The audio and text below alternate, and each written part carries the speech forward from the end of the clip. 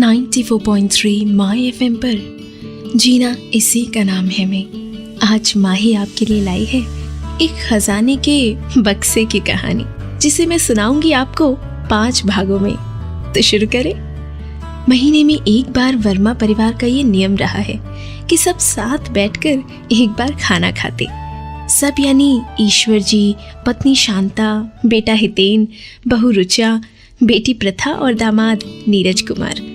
आज भी इसी परंपरा के अनुसार सब बैठकर गार्डन में गप्पे लगा रहे हैं। बच्चे अंदर खेल रहे हैं और अंदर से कुछ ज्यादा ही कोलाहल सुनाई दे रहा है। बड़े कुछ भी सोचे उससे पहले 4-5 बच्चे दौड़ के बाहर आ गए। उनके हाथ में एक पुराना लकड़ी का छोटा सा बॉक्स है, मानो कि खजाने से भरा हो।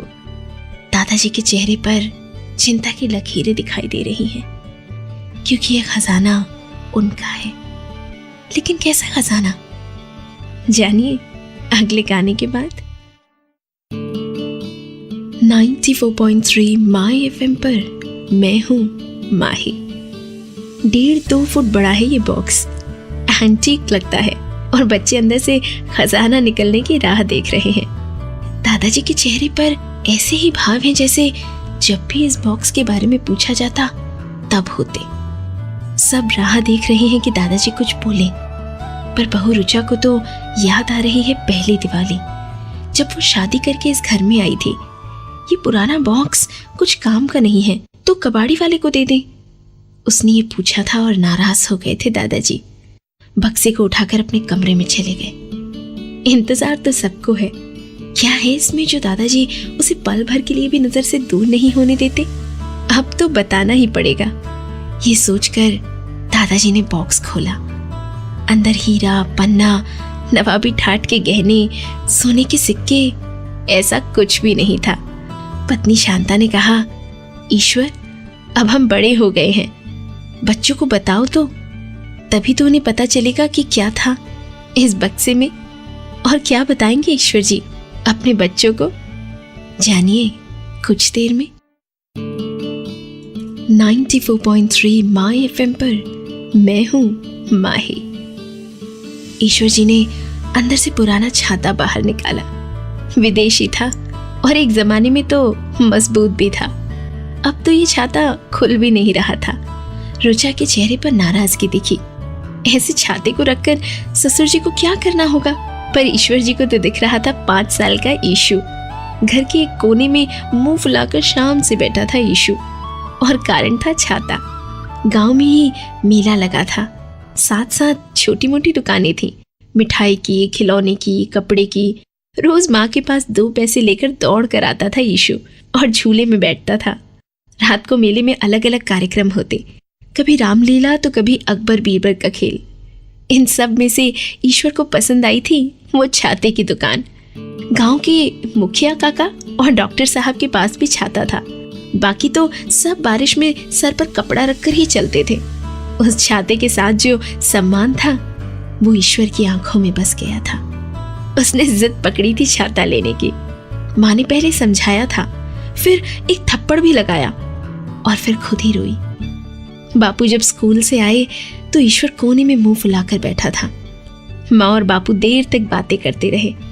माँ कुछ ढूंढ रही थी, पर कोई ईश्वर को मनाने नहीं आया। आगे क्या हुआ जानिए कुछ देर में। 94.3 माई एफएम पर जीना इसी का नाम है। मैं आप हैं माही के साथ। आज आखिरी दिन था मेले का। ईश्वर उसी दुकान के सामने खड़ा था, मन भर के देख रहा था उन छातों को। अचानक ही उसके कंधे पर बापू का हाथ पड़ा। ईश्वर घबरा गया, पर बापू के चेहरे पर बड़े से चश्मे के पीछे आंखों में प्यार दिख रहा था। बापू ने उठा लिया ईश्वर को।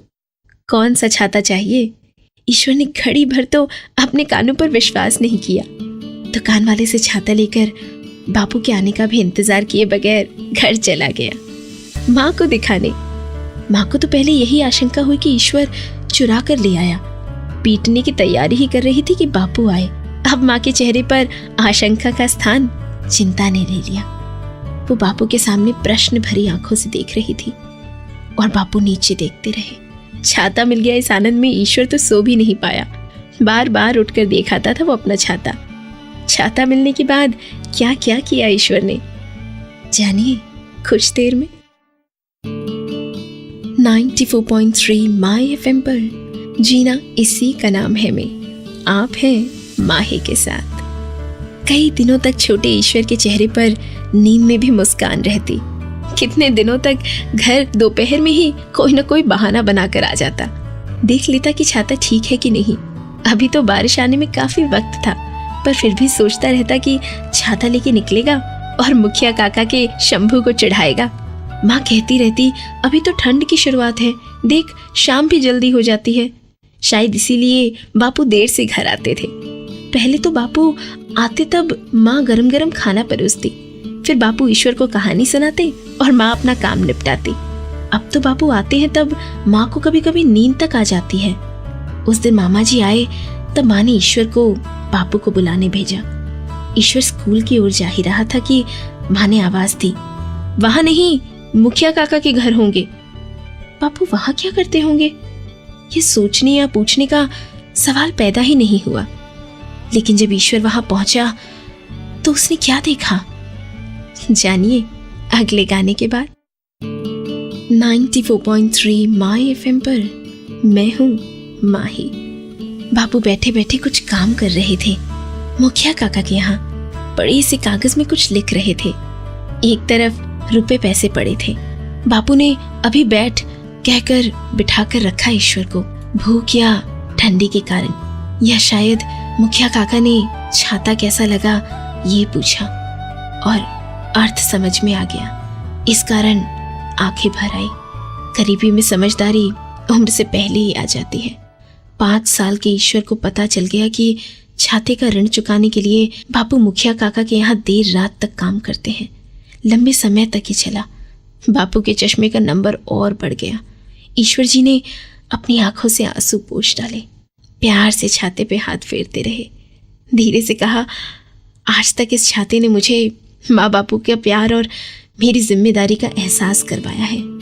कैसे दूर करूं इस छाते को अपने आप से।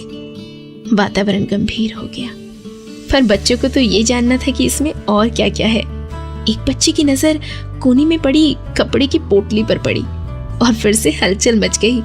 दादाजी ने धीरे से वो पोटली निकाली और पोटली से क्या निकलेगा ये जानने के लिए आपको इंतजार करना पड़ेगा कल तक का, जब माही इस खजाने के बक्से की कहानी का दूसरा भाग लेकर आएगी आपके लिए, सिर्फ 94.3 माय एफएम पर। जियो दिल से।